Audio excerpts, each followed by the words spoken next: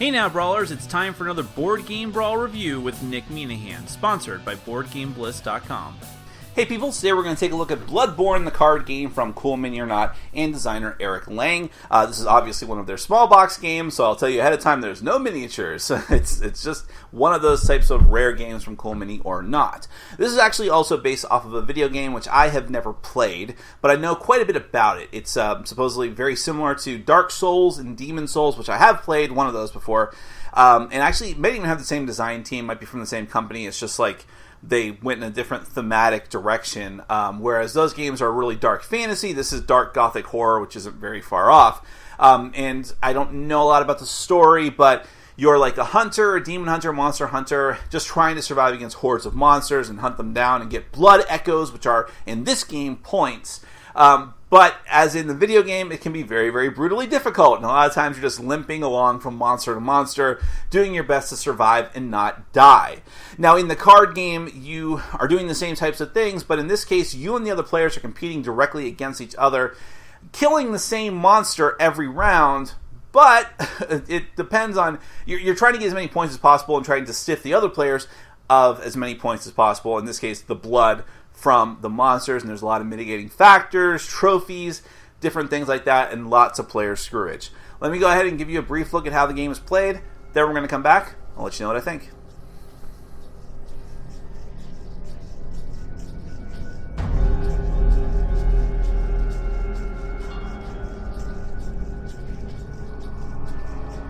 Bloodborne, the card game, is a competitive game for 3 to 5 players.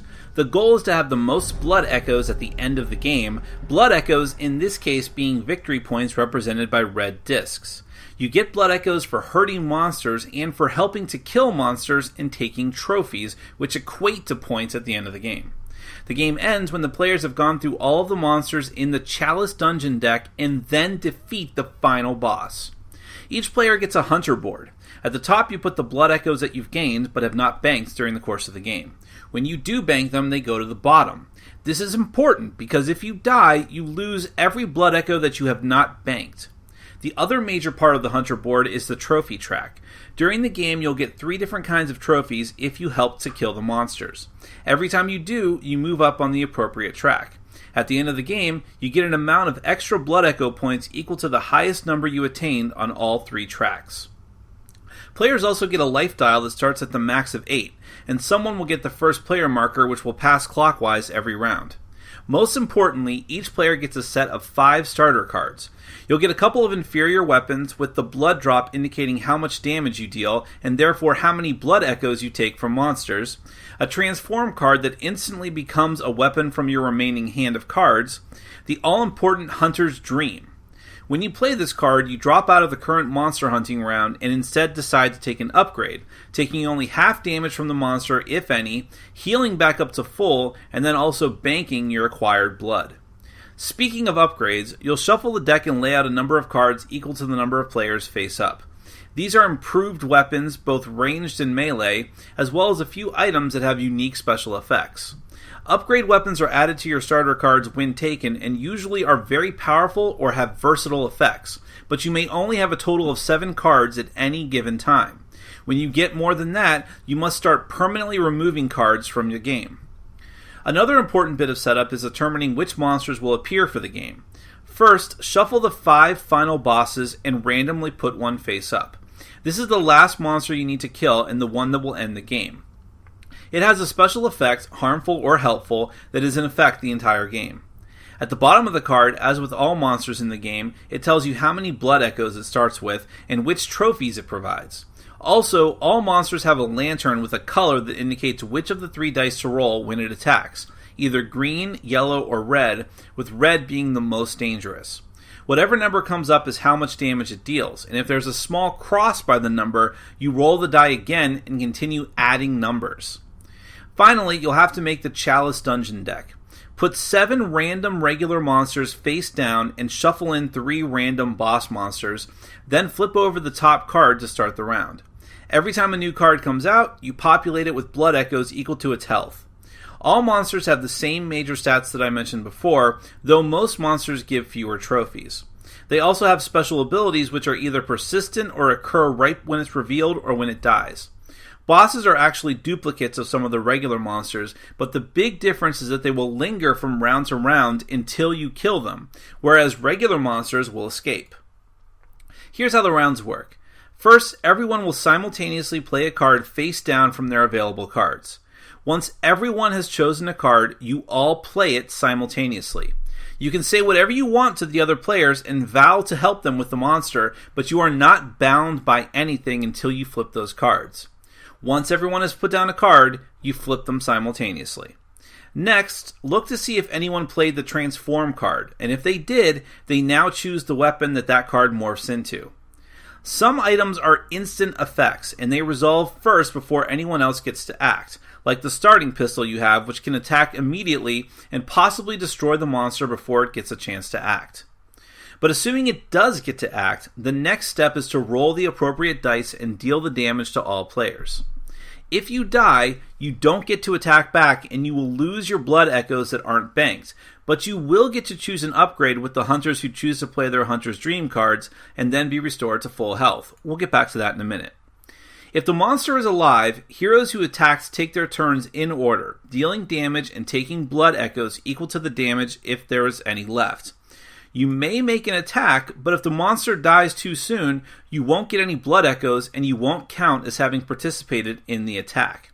That's important because only hunters who hurt the monster during the round it's killed can claim the appropriate trophies after the fight.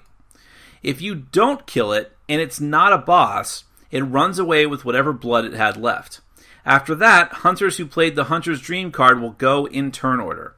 They will bank their blood, reclaim their used action cards, take a remaining upgrade card, and gain back all of their health. At the end of the round, the first player passes, cards are discarded, and the next monster is revealed. Once the final monster from the Chalice Dungeon deck is either defeated or escapes, it's time to fight the final boss. This works exactly the same as other boss fights, but they have many more blood echoes and give you one of each trophy if you contributed to its death in the final round. Once the final boss is dead, anyone who didn't die in the last round gets to automatically bank their floating blood echoes. Then you can count the total banked echoes you have, plus your high score on each of the trophy tracks. Whoever has the highest score at that point is the winner.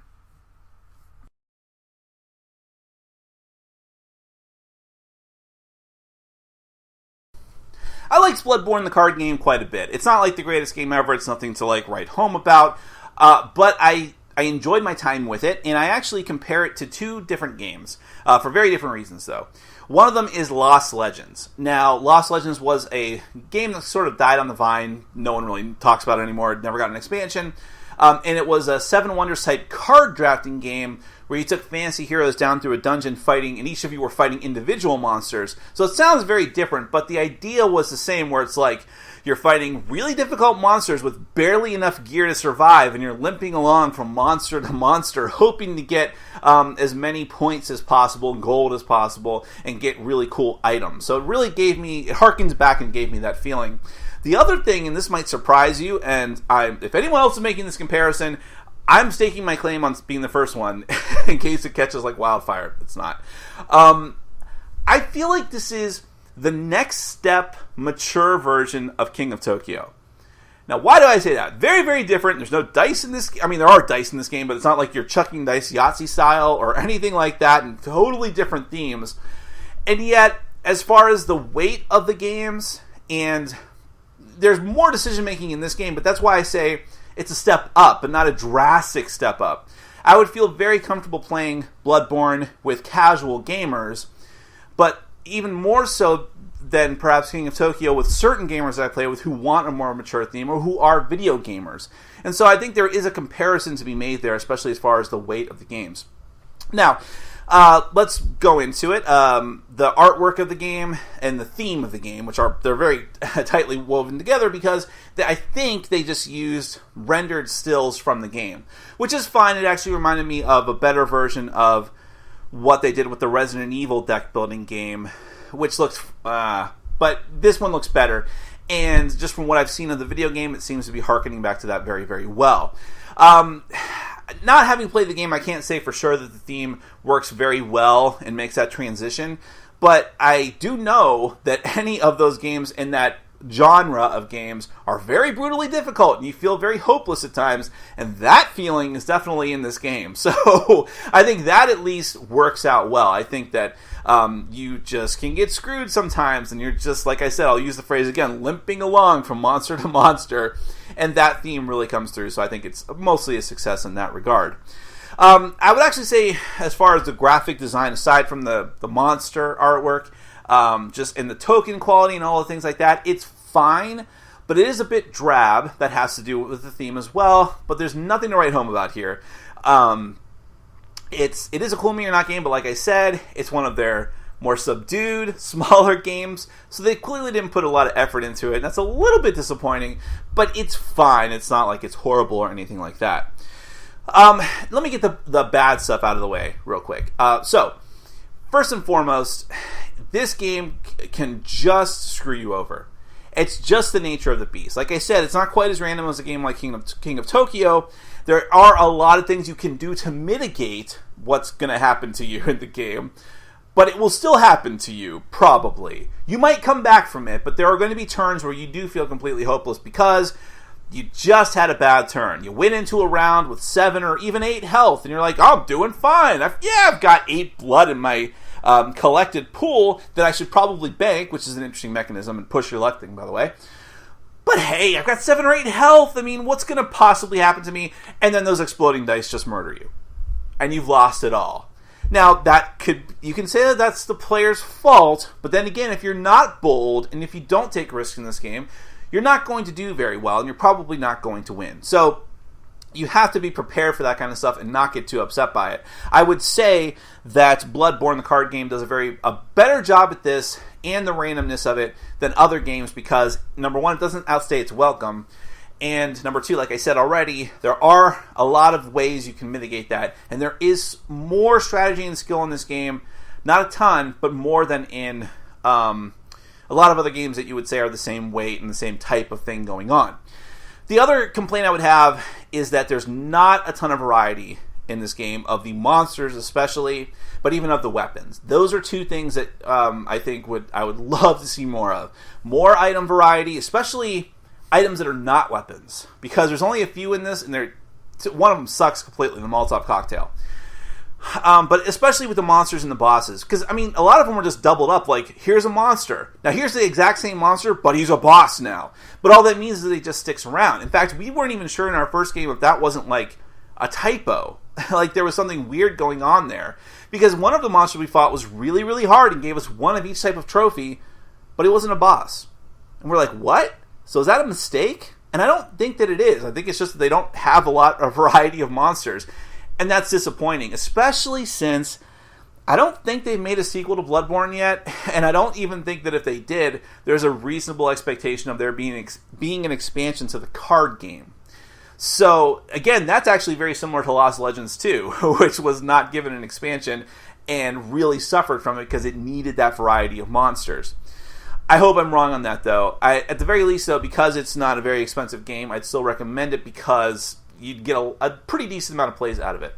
But moving on to the other things that I do like. Like I said, I love that you can mitigate what happens in the game by getting really cool weapons and items, and how you get them, along with how you choose to bank your blood and take yourself out and hopefully survive, is awesome. I love the Hunter's Dream mechanism, because this is another aspect of trying to outguess what your opponents are going to do.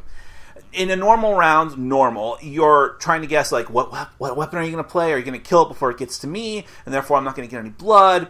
But when you have a reasonable expectation that other players are going to be hunters dreaming, so to speak, you're like, are you? Are you not? Because I really want that item, but if I'm going too far back in the turn order, and I'm probably not going to get that item anyways, maybe I'll be the one that stays in and risks it in order to get blood from that monster that's still out there.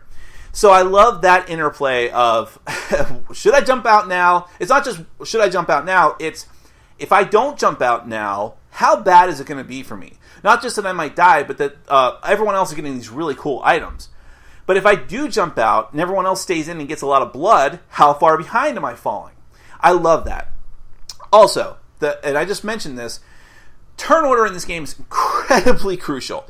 So crucial. It doesn't matter if you're staying in a fight or if you're jumping out for Hunter's Dream. You need to run the numbers real quick in your head and figure out, okay, I saw that he took these cards, and there's this many players before me, and there's this reasonable expectation that they'll do this amount of damage. So do I think there's going to be any blood left for me? And if there's not, should I jump out right now? But if I jump out right now, and there are 2 people ahead of me, and they jump out, they're going to get my cool stuff. Timing is so important, especially with the instant effects. And the fact that a couple of the instant items, the weapons, cancel each other out if more than one person plays them. So it's really tense at times, and I really like that interplay as well. The whole idea of the trophies was a nice little set collection thing that they just threw in there that I think works well. I don't know what the what this is a callback to in the video game. I'm sure it doesn't work exactly like that. But maybe it does. But I like that because now you have another thing that you're striving for, and it's going to push you to make even bigger risks. If you think that you might push yourself up to the next tier and get a bigger amount of points, you go from the 5 to the 8 or the 3 to the 5. Because that can be important. In the games that I played of this, the numbers were close at the final scores. So that can be incredibly important in order to do that. I love that you have some decision-making involved as far as the items that you do choose to get and the weapons that you get. Do you focus on ranged, knowing that other players took those items that punish people for having ranged weapons, or vice versa? Do you go for the items that give really heavy player screwage to your opponents, but don't do as much damage, therefore you're not getting as many blood echoes, but does it really matter if you kill your opponents and they're not getting that money either? You have to weigh those decisions. So I don't want to oversell that this game is heavy strategy or anything like that. It's very light, it's very fast, it is at times very random. You are going to be screwed by RN Jesus at times, but nevertheless, I do think that it is a solid game with enough skill and decision making involved that, especially if you like the original video game, that you should definitely check it out. It's one of the better small offerings from Cool Mini or Not, because those don't always work out very well. But I'm looking at you, Guilds of Catalan. But this game does work. It's not the greatest game in the world, but I did have quite a bit of fun with it, and I hope I'm wrong and that we will see some more content for it soon, because that's the biggest sticking point. But that is Bloodborne, the card game from Cool Mini or Not. I like it quite a bit, and I do recommend it. Thanks for watching. Follow us on Facebook, Twitter, and Patreon. And make sure to check out our sponsor, Board Game Bliss, where you can find an amazing selection of games from around the world. BoardGameBliss.com. Thanks for your support.